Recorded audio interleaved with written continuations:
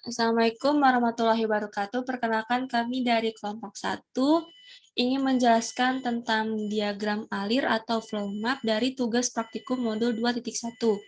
Di sini saya Natasha Funika Zahra, NPM 161256, dan ada teman saya Lutfi Nur Akmal 161247 dan Muhammad Hananda Fatoni 161248. Untuk soal nomor 1, di sini ada PT ICT adalah perusahaan yang memproduksi barang-barang suku cadang spare parts. Pada perusahaan ini, pembukuan yang dilakukan di dalam gudang masih manual dan tidak terkomputerisasi. Sistem informasi pada gudang SIL PT ICT dalam memasukkan dan mengeluarkan barang masih menggunakan sistem prosedur yang lama, yang mana masih belum terkomputerisasi. Dalam mengusulkan sistem prosedur yang baru, yaitu sistem yang sudah terkomputerisasi, maka prosedur pemasukan dan pengeluaran barang menjadi sebagai berikut. Yang pertama, di sini ada prosedur pemasukan barang. Yang saat itu vendor mengirim barang ke PT ICT. Yang kedua, bagian gudang melakukan input data barang, yang mana menghasilkan file berupa file stok barang dan file vendor. Yang ketiga, ada bagian gudang melakukan pembuatan laporan pemasukan barang yang diambil dari file stok barang dan file vendor. Lalu di sini ada prosedur pengeluaran barang.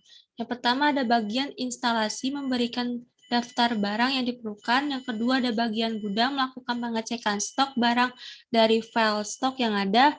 Yang ketiga ada bagian gudang membuat tanda bukti pengeluaran barang lalu melakukan update stok barang.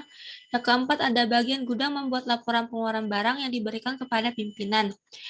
Yang kelima, bagian gudang membuat laporan update stok barang yang akan diberikan kepada bagian pimpinan.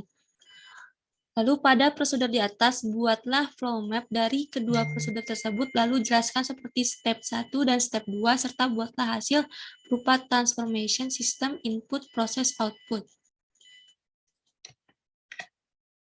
Di sini ada flow map dari proses pemasukan barang ke PT ICT. Yang dimulai dari vendor mengirim barang ke PT ICT, lalu staf gudang melakukan input data yang menghasilkan output file stok barang dari file vendor di sistem. Lalu selanjutnya staf gudang membuat laporan pemasukan barang, dilanjut dengan laporan pemasukan barang, lalu selesai.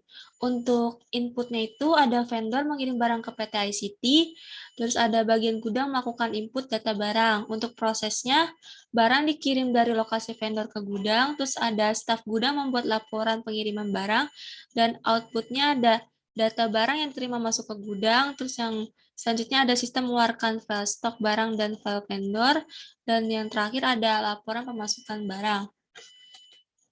Untuk penjelasan flow map proses pengeluaran barang PT ICT akan dijelaskan oleh Hananda. Berikut ini merupakan flow map dari proses pengeluaran barang PT ICT. Pada flow map ini terdapat 4 bagian, yaitu bagian instalasi, bagian gudang, sistem, dan pimpinan. Proses yang pertama dimulai dari mulai, lalu bagian instalasi memberikan daftar barang. Selanjutnya bagian gudang menerima daftar barang. Selanjutnya, bagian gudang melakukan pengecekan stok barang. Selanjutnya, sistem melakukan pengecekan stok barang dari file stok. Selanjutnya, sistem melakukan pengecekan ketersediaan barang. Apabila barang tidak tersedia, bagian gudang akan membuat invoice barang tidak tersedia. Apabila barang tersedia, pihak gudang akan membuat tanda bukti pengeluaran barang. Selanjutnya, bagian gudang melakukan update stok. Update stok akan dilakukan oleh sistem, lalu bagian gudang membuat laporan pengeluaran barang. Setelah bagian gudang melakukan pengeluaran barang, yang akan diteruskan kepada pimpinan.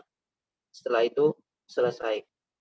Untuk inputnya, yang pertama bagian instalasi memberikan daftar barang. Untuk yang proses, yang pertama bagian gudang dan sistem melakukan pengecekan stok barang. Yang kedua, jika barang tidak tersedia, maka perusahaan akan memproduksi barang. Jika barang tersedia, maka barang akan dikeluarkan. Yang ketiga, bagian gudang membuat tanda bukti pengeluaran barang. Yang keempat, bagian gudang dan sistem mengupdate stok barang. Yang kelima, bagian gudang membuat laporan pengeluaran barang. Yang keenam, bagian gudang membuat laporan update stok barang. Yang ketujuh, bagian gudang menyerahkan laporan pengeluaran barang dan laporan update stok barang ke pimpinan. Untuk outputnya, yang pertama menerima daftar barang. Yang kedua, sistem mengeluarkan file stok barang. Yang ketiga, pimpinan menerima laporan pengeluaran barang dan laporan update stok barang ke pimpinan. Selanjutnya untuk soal nomor 2, jelasan tentang DLC. Pada flowmart di bawah ini, jelaskanlah proses yang ada di dalam flowmart tersebut dalam bentuk poin-poin. Setelah itu, buatlah input, proses, dan output yang ada. Perusahaan dan hal lainnya dapat diasumsikan. Untuk next, untuk penjelasan bisa dilanjutkan oleh Akmal. Untuk penjelasan flow map nomor 2, yang pertama adalah perusahaan memasukkan data pesanan dari customer. Yang kedua, data pesanan masuk ke dalam sistem, lalu dicek ketersediaan stoknya di stok. Yang ketiga, sistem mulai merespon pesanan. Yang keempat, jika tidak, maka notif pesanan akan ditolak. Lalu jika ada, maka sistem akan langsung mengupdate data ketersediaan stok. Yang kelima, lalu sistem akan menyimpan data pesanan dari customer. Yang keenam, customer mengisi form yang akan menjadi data konfirmasi pembayaran sesuai dengan pesanannya. Yang ketujuh, customer mengisi data pembayaran dan akan diteruskan ke supplier melalui sistem. Yang kedelapan, lalu supplier mengkonfirmasi pembayaran. Yang kesembilan, jika pembayaran valid, maka supplier akan mengupdate status pembayaran pesanan. Namun jika tidak valid, maka supplier harus membuat invoice pembayaran yang tidak valid atau stop. Yang ke-10, jika yang pembayaran valid, maka selanjutnya akan dilakukan update status pembayaran pesanan. Yang ke-11, pesanan dikonfirmasi. Yang ke-12, supplier membuat dokumen informasi pengiriman. Yang ke-13, dokumen informasi dimasukkan ke stockroom. Yang ke-14, bagian stockroom membuat rincian konfirmasi pengiriman. Yang ke-15, bagian stockroom memasukkan data konfirmasi pengiriman ke supplier. 16, supplier membuat dokumen invoice ke customer. Yang ke-17, supplier memberikan invoice kepada customer.